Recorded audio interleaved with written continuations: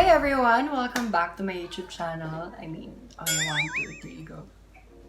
Hi guys! Welcome back to my YouTube channel. It's me again, MJ Canibel. Another vlog, another kaartehan na naman. Girl. So, yeah, for today's video is very a kaartehan video because I'm gonna be doing a makeup tutorial or whatever. Char. So, this is the first makeup tutorial that I'm gonna be doing in my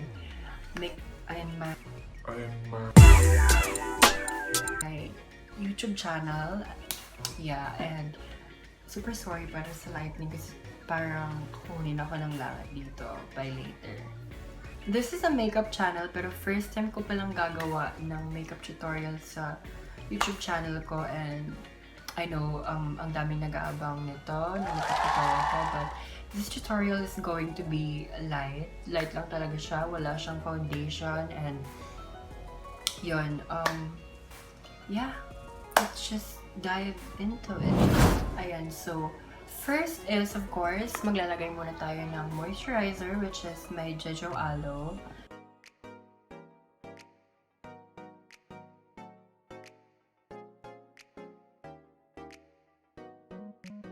So, nakapag-moisturizer na tayo, and then next would be, oh my gosh, ang gulo naman ang hair ko. Next would be sunscreen. So, magsa-sunscreen ako since tutok na tutok tayo ngayon sa araw, mga tea. Ayan, because mga around 3 pa lang ata yan. And just gonna apply. Ayan.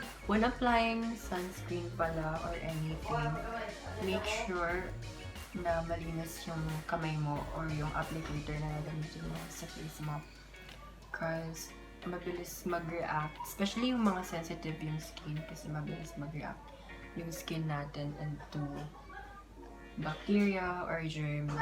So, I guess my face is ready for the makeup. Oh my god, sobrang liwanag ko. I hope you excuse my lightning, but this is me right now.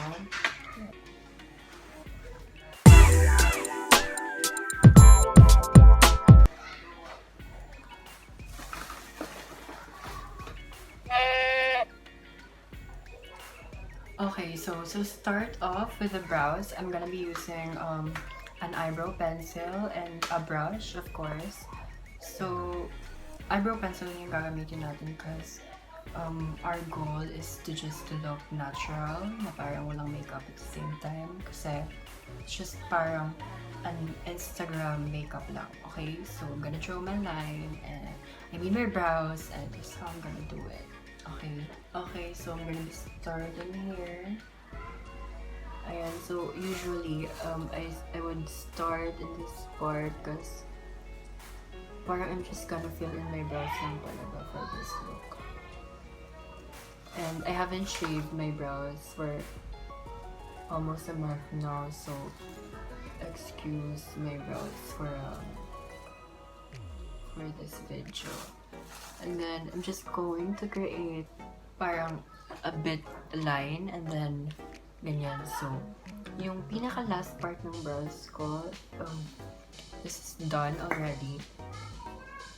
And then what I would do is I would just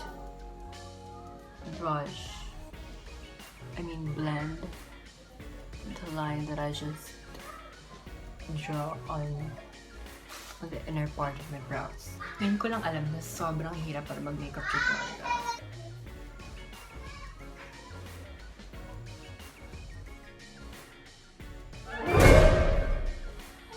Oh my gosh. Look guys, labahan yung eyebrows. Same lang din, maglagay ka muna ng isang line and then just simply brush it. So, my secret when it comes to natural brows is to just make sure na super dark yun dito, and then dito make it light lang talaga to look more natural. Yan, we're done with the brows and that's it. So sa eyeshadow naman, I'm just gonna be using neutral colors. So mga neutral colors lang talaga, like nudes or ayan, mga ganyang kulay lang. Okay, so this color right here, and this one. First it's gonna be this one and then this one. Okay, you can see on the photo na ginawa, the makeup na ginawa ko. Wala masyadong kulay dun sa makeup na ginawa ko. And also, I'm just using my fingers, yung ginamit mo pag nag-apply ng eyeshadow. So, mas prefer talaga sa akin yung fingers lang yung ginagamit. Okay? So, yeah, I'm just putting it here. Ayan, super simple lang. Basta lang mailagay mo siya. That's good. Kasi hindi pa naman ito yung buong look. Okay, so, next color that ilalagay natin would be this one. Yung katabi niya. Okay, this one. So, humanap na lang kayo ng similar color ng ganitong, yung mga eyeshadow colors na napili ko. And, yeah. Or, pwede rin naman na humanap kayo ng super light brown effect. Ganyan. Umanap na lang kayo ng mga ganyan kulay. And then, yeah, i-push nyo na. Push nyo na, girl. And then, dito na yan. Ayan, just blend it out. I know I look awkward right now, but let's just trust the process. And also, I'm kind of sweating a lot because nasa harap talaga ako ng window. So, sobrang init. And you may not see it, pero I'm sweating.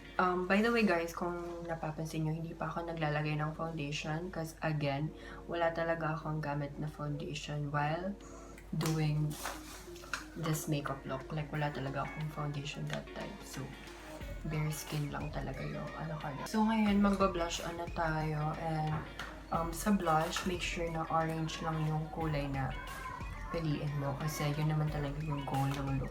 But, or orange, peachy, something, ganun. So, yeah. Just gonna apply it here.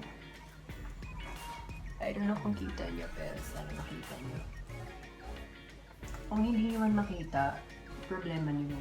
Hindi ko na yun po problemahin, okay? Just gonna put more sa blush na part.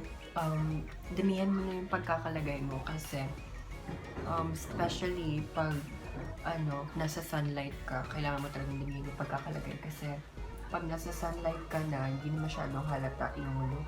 I don't usually use parang orangey or peachy colors when it comes to blush. Pero kasi, this is some different look. Parang iba kasi yung nito. So, we're gonna be using orange as of now. Ayan, just make sure na pantay yung blush on mo. Kasi kung hindi pantay yung blush on mo, like, shit, you're just dead. And then, for the next part, we're gonna be doing the nose contour. Okay, so contour na agad tayo. Ganun lang talaga ka-simple tong look na to. Like, wala talagang, alam mo yun, maraming keme or what. So, sa contour ko, sa nose contour ko, yung ginamit ko is yung eyeshadow ko pa rin, which is yung, itong shade na to. Actually, ayun o, basag na siya. Hindi ko talaga siya nagamit na parang ito talaga yung pinakagamit ko. But, the story behind it is that nabasag siya ng mga pamangkin ko. So, buti na lang, di ba, may natira pa. Kasi ito talaga yung pinaka-ginagamit ko as contour. Okay, so, just going to apply it here. Like that. Ayan.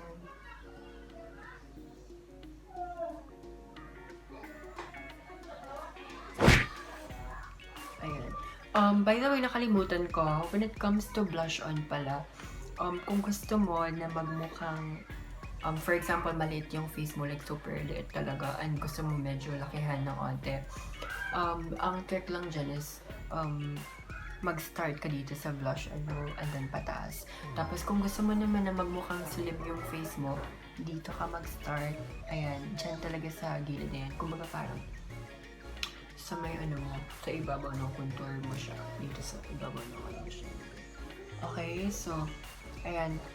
Yun lang naman yung mga tip ko. And also, sa contour, not super brown. Okay? Yung parang shadow lang talaga ng face mo. You know what?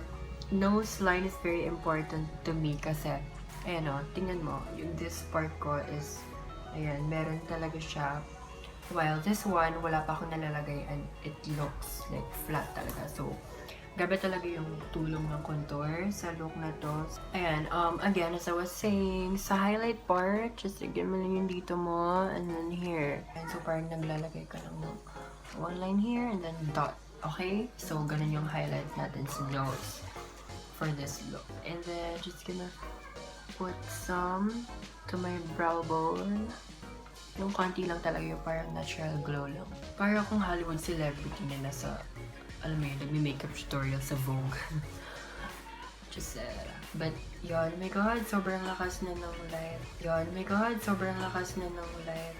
Ayan, so, hindi pa tayo tapos. Let's put here, highlight. Oh my god, that beam, girl. Ayan, this is my highlight. Yung my highlighter versus yung wala. So, hindi na masyado makita yung difference kasi my face is, I don't know.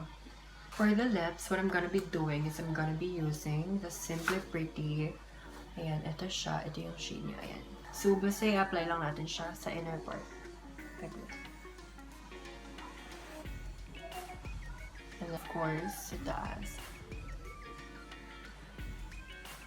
And then, for the last step sa makeup, I'm gonna be using this Max X Factor na lip gloss. Ayan. Ayan.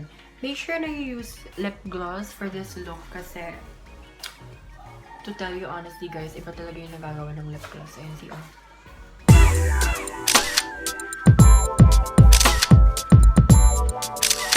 Ayan. So, iba pa rin talaga yung nagagawa ng lip gloss. So, I tell you honestly, mag-lip gloss ka talaga kasi ang daming benefits ng lip gloss. What are the benefits of lip gloss? Nakakapang-akit siya ng lalaki. Second, nakakapang-akit siya ng lalaki. Third, nakakapang-akit siya ng lalaki. Fourth, nakakapang-akit pa rin siya ng lalaki. Yun talaga yan. So, pag naka-lip gloss ka, parang you feel mist. Oh yes, honey, I'm wet, I'm sexy. Char.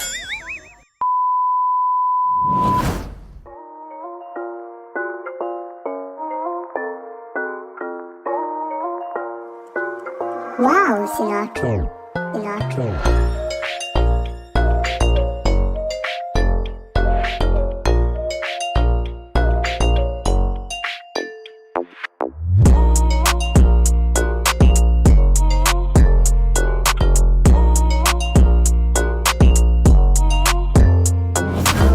Ishinadine or Saralabati. Char!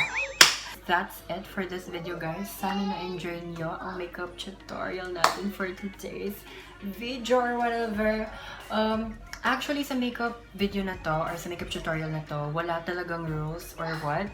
Sa akin lang, hindi lang ako gumamit ng foundation kasi I don't feel the need to. And main reason is wala talaga akong foundation as of now kasi kakaubos lang niya. And dun sa last video, dun sa mismong ginawa ko talagang makeup is wala din talaga akong suot na foundation. So wala, as in wala talaga akong suot guys. So, ayan. So, yun na yun, lahat. Just be sure to follow my social media accounts and by next year, hopefully, makapag-makeup tutorial na talaga tayo ng marami. Kasi ngayon, hindi lang talaga ako complete sa gamit ko sa... So yun, that's it for today's video. I hope that you guys enjoyed my makeup keme, and yun. Please do follow my social media accounts and kung ayaw nyo naman i-follow, girl, huwag nyo na lang ako i-follow. First of all, trace nyo naman yan. And, yes, yun. Hope you enjoy. Don't forget to like and comment kung ano yung mga gusto nyo ipagawa sa akin for our next contents, our future contents, char. Please, if nanonood ka pa rin hanggang ngayon, please do subscribe. I mean, girl. Bye! See you on my next one.